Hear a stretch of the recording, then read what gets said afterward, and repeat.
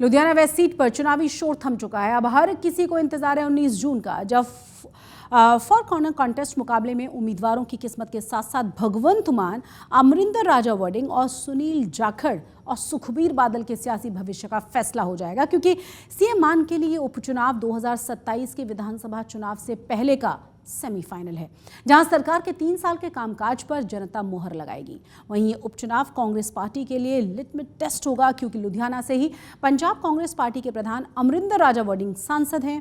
Punjab BJP अध्यक्ष सुनील जाखड़ के लिए भी करो या मरो जैसी स्थिति है, क्योंकि पंजाब बीजेपी के अध्यक्ष बनने के बाद जाखड़ की अगुवाई में अब तक बीजेपी को पंजाब में कोई भी फायदा नहीं हुआ।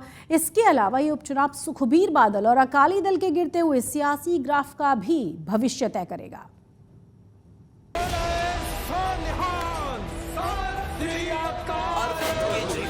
आपके बीच पहुंच चुके हैं।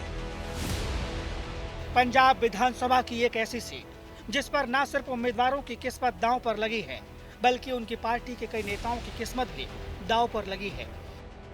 उस सीट पर चुनावी शोर थम चुका है, लाउड स्पीकरों के स्विच ऑफ हो चुके हैं और अब हर किसी को इंतजार है तो 19 जून का, जब इस सीट पर उम्मीदवारों की किस्मत का फैसला होगा। इस उपचुनाव को सभी पार्टियों के लिए 2027 के विधानसभा चुनाव का सेमीफाइनल माना जा रहा है। यही वजह है कि आम आदमी पार्टी ने राज्यसभा सांसद संजीव अरोड़ा को उम्मीदवार बनाया है, तो कांग्रेस ने अपने दिग्गज नेता भारत भूषण आसू पर भरोसा जताया है। शिरोमणि अकाली दल ने एडवोकेट उपकार सिंह घुम्मन को मैदान में उतारा है और भारतीय जनता पार्टी ने जीवन गुप्ता पर अपना दांव खेला है। ਤੇ ਭਗਵੰਤ ਮਾਨ ਜੀ ਆਪਸ ਵਿੱਚ ਲੜ ਕੇ ਲੁਧਿਆਣਾ ਛੱਡ ਕੇ ਭੱਜ ਗਏ ਆ। ਭਗਵੰਤ ਮਾਨ ਨੇ ਬਿਮਾਰੀ ਦਾ ਬਹਾਨਾ ਕਰ ਲਿਆ ਤੇ ਕੇਜਰੀਵਾਲ ਗੁਜਰਾਤ ਦਾ ਬਹਾਨਾ ਕਰਕੇ ਇੱਥੋਂ ਲਾਵਾਰਸ ਛੱਡ ਕੇ ਆਪਣੇ ਕੈਂਡੀਡੇਟ ਨੂੰ ਭੱਜ ਗਏ ਆ। ਹੁਣ ਉਹ ਮਿੰਤਾ ਮੁੰਤਾ ਕਰਕੇ ਜਸ਼ੋਦੀਆ ਨੂੰ ਲੈ ਕੇ ਆਏ ਆ ਤੇ ਇਹ ਅਖਲਾਕੀ ਤੌਰ ਤੇ ਪਬਲਿਕ ਦੇ ਤੌਰ ਤੇ ਬੁਰੀ ਤਰ੍ਹਾਂ ਹਾਰ ਚੁੱਕੇ ਆ। ਰਿਜ਼ਲਟ 23 ਤਰੀਕ ਨੂੰ ਆ ਜਾਏਗਾ। लुधियाना वेस्ट सीट पर जीत आम आदमी पार्टी के लिए केवल एक सीट का सवाल नहीं है, बल्कि 2027 के विधानसभा चुनाव से पहले अपनी पकड़ को मजबूत करने का मौका है। पार्टी ने पूरे जोर शोर से प्रचार भी किया है।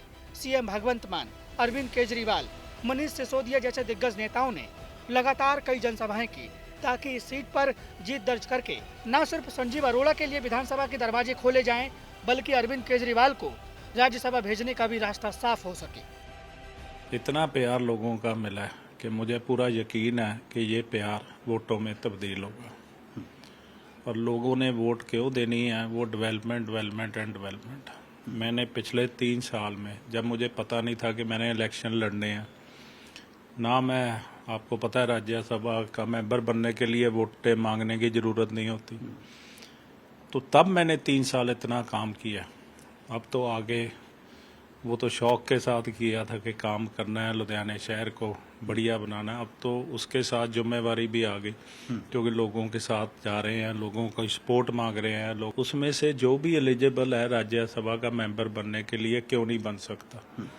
दूसरी बात, मैं अकेला राज्यसभा का मेंबर नहीं था, 7 राज्यसभा के मेंबर हैं, तो वो किसी को भी चाहते कह सकते थे कि आप रिज़ाइन कर दीजिए, क्योंकि उन्होंने बनना।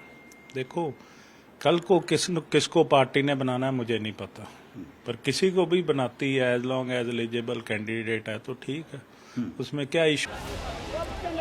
लुधियाना को पंजाब की आर्थिक राजधानी माना जाता है और वेस्ट हलके में अधिकतर बड़े औद्योगिक घरानों के घर हैं, जिसके चलते लुधियाना वेस्ट का 80% एरिया पॉश एरिया है। ऐसे में ये सीट बीजेपी के लिए गेम चेंजर साबित हो सकती है। यही वजह है कि जीवन गुप्ता के प्रचार के लिए पार्टी ने अपने 2 मुख्यमंत्रियों को मैदान में उतार दिया है, जिसमें हरियाणा के मुख्यमंत्री नायाब सिंह सैनी और दिल्ली की सीएम रेखा गुप्ता शामिल है। तो कल के रोड शो में लुधियाना पश्चिमी के लोगों ने ये तय कर दिया कि इस बार वोट जो होगा वो भ्रष्टाचारियों के खिलाफ होगा, वादा खिलाफी करने वालों के खिलाफ होगा, और जिन्हों में हंकार है उनके खिलाफ होगा। तो एक बहुत बड़ा निर्णय लुधियाना पश्चिमी के जनता के द्वारा पूरे पंजाब के लिए होने जा रहा है। ये मैं आपको बता रहा हूँ, जब 23 को रिजल्ट आएंगे तो फिर सब चीजें आपके सामने साफ हो जाए। चुनावी आंकड़े ये भी बताते हैं कि इस विधानसभा सीट पर 6 बार चुनाव जीतकर कांग्रेस का दबदबा रहा है और इसी वजह से कांग्रेस ने भारत भूषण आंसू को मैदान में उतारा है, जो 2012 और 2017 में इस सीट से 2 बार विधायक रह चुके हैं और 2022 के पंजाब विधानसभा उपचुनाव में आशू को आम आदमी पार्टी के गोगी ने सिर्फ 7,512 वोटों के अंतर से हराया था।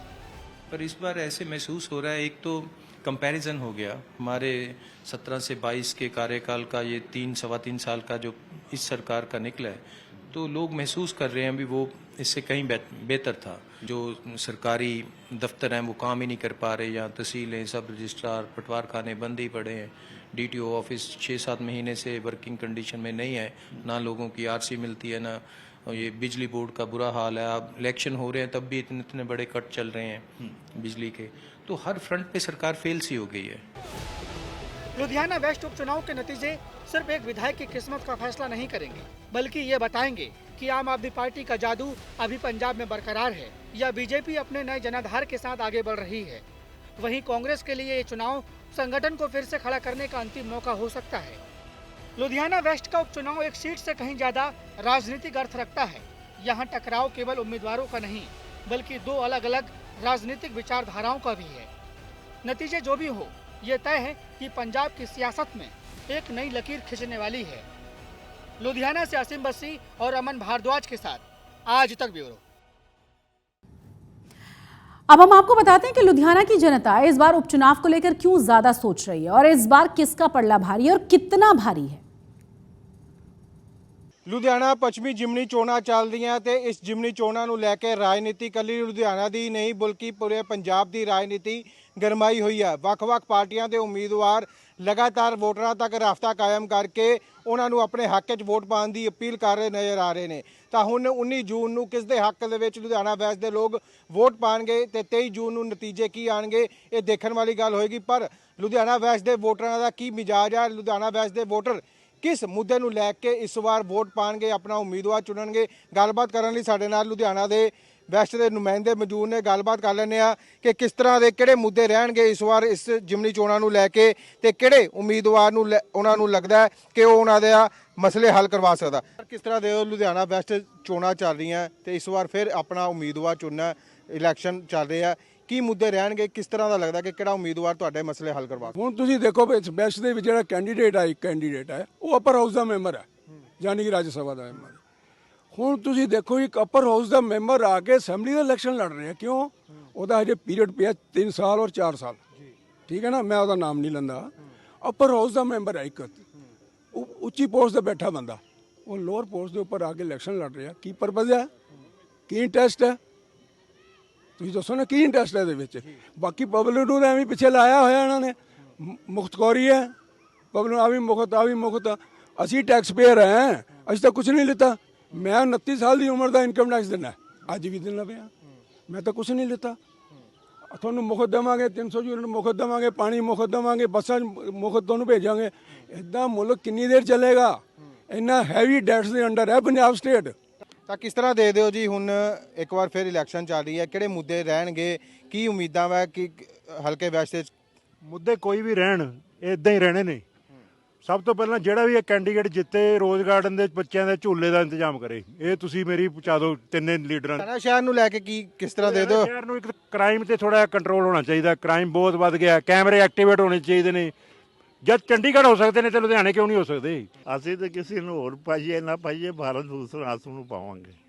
ਕਾਰਨ ਕੀ ਲੱਗਦਾ ਕਿ ਕਾਰਨ ਕਾਂਗਰਸ ਦੇ ਹੈਗੇ, ਅਸੀਂ ਕਾਂਗਰਸ ਨੂੰ ਪਾਵਾਂਗੇ। ਪਰ ਆਮ ਆਦਮੀ ਪਾਰਟੀ ਵਾਲੇ ਕਹਿੰਦੇ ਕੰਮ ਬਹੁਤ ਕਰਾਇਆ ਵਾ। ਉਹ ਤਾਂ ਸਾਰਿਆਂ ਨੂੰ ਪਤਾ ਕਿੰਨਾ ਕੰਮ ਹੋਇਆ, ਉਹ ਤਾਂ ਸਾਰਿਆਂ ਨੂੰ ਪਤਾ। 3.25 ਸਾਲ ਹੋ ਗਏ ਕੀ ਕੰਮ ਹੋਇਆ।